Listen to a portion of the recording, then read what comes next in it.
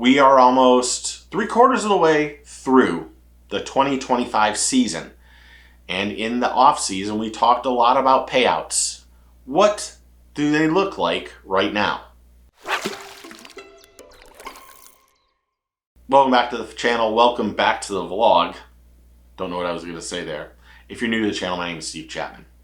In the off season, with Bassmaster Elite saying no entry fees and cutting down the payouts, and Major League Fishing paying out more than ever for first place, we had a lot of videos where we talked about where anglers would get paid more. We've even had, no offense to Boyd, he told us that anglers were going to be millionaires. It's far from that. But this year, we've had lots of success within the top 10 of anglers winning a lot of money. But how does it compare from the elites to Major League Fishing? Now, if you don't know, I love stats. I love numbers. Probably not good at them, but I love them. And I thought it might be interesting to look at the top 10 anglers on the elites where they get paid less to win, or their payouts are less, and put the top 10 anglers in a spreadsheet. Really, I didn't do a spreadsheet, I did it on notes in front of me. And look at how much they've won on the elites, and if they were on the BPT, how much they would win.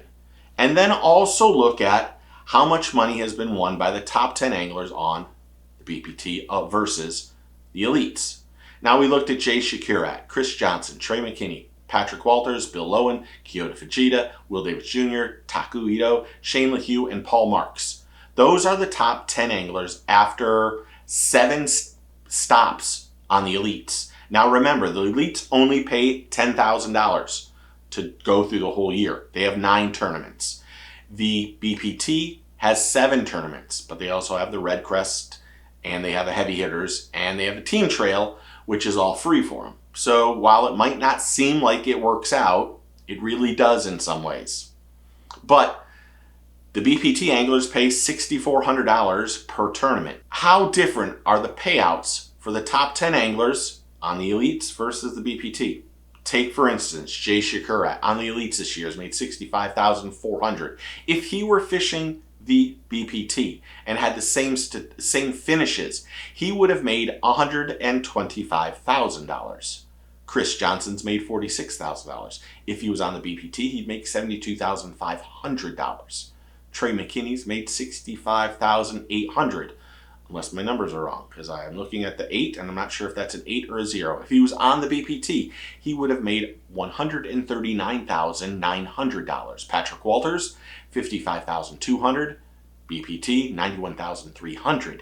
Bill Lowen's made $136,000 on the elites this season. If he was on the BPT, he would have made $195,000. Kyoto Fujita's made $56,000 on the elites. On the BPT, he would have made $125,900. Will Davis Jr.'s made $48,000. If he was on the BPT, he would have made $65,300. Taku Ito, $43,500 versus $76,200.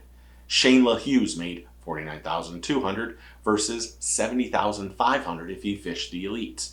And then Paul Marks has made $131,000 on the elites as a elite angler. If he was fishing the BPT, he would have made $215,000. Now, if you add all the top 10s this year, their payouts for the top 10 on elites, they've been paid $704,300. If they were fishing the BPT, they would have been paid $1,176,600. Big difference. But here's where the real big difference comes in. Take those top 10 anglers that have made $704,000. The top 10 anglers on the BPT, that includes Jacob Wheeler, all the guys on the BPT, because I didn't write it down. I don't know why. The top 10 anglers on the BPT list for Angler of the Year have made $1,516,700. Now here's the thing. The elite anglers averaged out to $70,000. The BPT anglers average out to $151,000. Now granted, you have $6,400 per tournament for entry fees versus just a flat $10,000.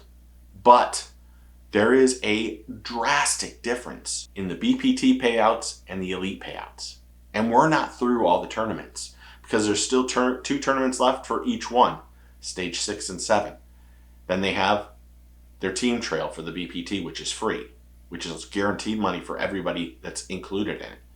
Whereas the elites have 2 tournaments and they're kind of done for the season. They get to go home, spend time with their family, and work, go on vacation. But in the off season, it was all about where people were going to get paid more. After 3/4 of the season, it is brutally honest that if you're a BPT angler, you're making a lot more. Now, you're not paying out as much also. So there's give and takes.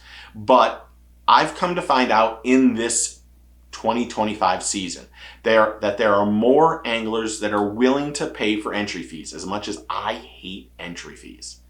But they're more willing to put in their entry fees because they're willing to gamble on themselves.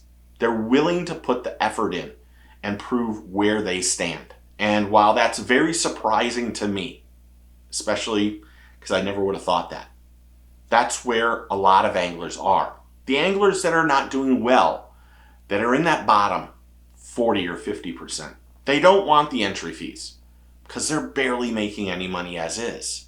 And that stinks. But a lot of anglers are willing to gamble on themselves and how they will finish. And they don't mind putting up that entry fee, as expensive as it might be, to win the kind of money that they're winning. Top 10 anglers are making $151,000 in winnings on average on the BPT versus 70. That's a huge difference. And you can take out $42,000. Or let's just say $45,000 for the BPT entry fees. Take that out. And there's still $40,000, $50,000 more in their pockets than the elites. And this is not a slam against the elites or the BPT. This is just looking at things statistically and using the numbers that we can use. And we have now a bigger sample size to figure out where these anglers are at. And there's still more tournaments to go. But BPT anglers are making a lot more money. Now, I'm not going to go through all of them because that will make me crazy. Just doing this made me crazy because I made a mistake. And this doesn't count the Red Crest or the Classic for any of the anglers. I took that money out. Because really, if you look at that, Trey McKinney's at $115,000 because he won $50,000 at the Classic. So that money is not included. But kind of surprising as I looked at the statistics. I'm really kind of shocked. I thought there might be a big discrepancy, but to have $81,000 right now, and there's been 7 tournaments versus 5 tournaments. That's a big difference because there's still your expenses that happen at every place you go to. But did you think this one was going to be that lopsided? Comment below and tell me what you think. I have to finish this as fast as possible because I'm starting to sweat without that fan on. But tell me in the comments below what you thought. Crazy, not crazy? Did you expect it? Did you not expect it? Comment below. Thanks to all the new subscribers and members and everyone who's interactive on the channel. I really do appreciate it. I appreciate everyone checking in on me. I appreciate everything that's going on. I will get into it soon. I'm feeling a little bit more comfortable about sharing, but it's still one of those things. I might seem like I am outgoing and don't mind you all knowing everything about me, because most cases I don't. This is a little personal, and I just appreciate everyone looking into me. I appreciate the anglers that are calling me, asking me. I really do appreciate you guys for asking me, so thank you. But if you're not a subscriber, click that button. Welcome to the team. Remember, take your kid fishing, tight line shears, and get your fish on.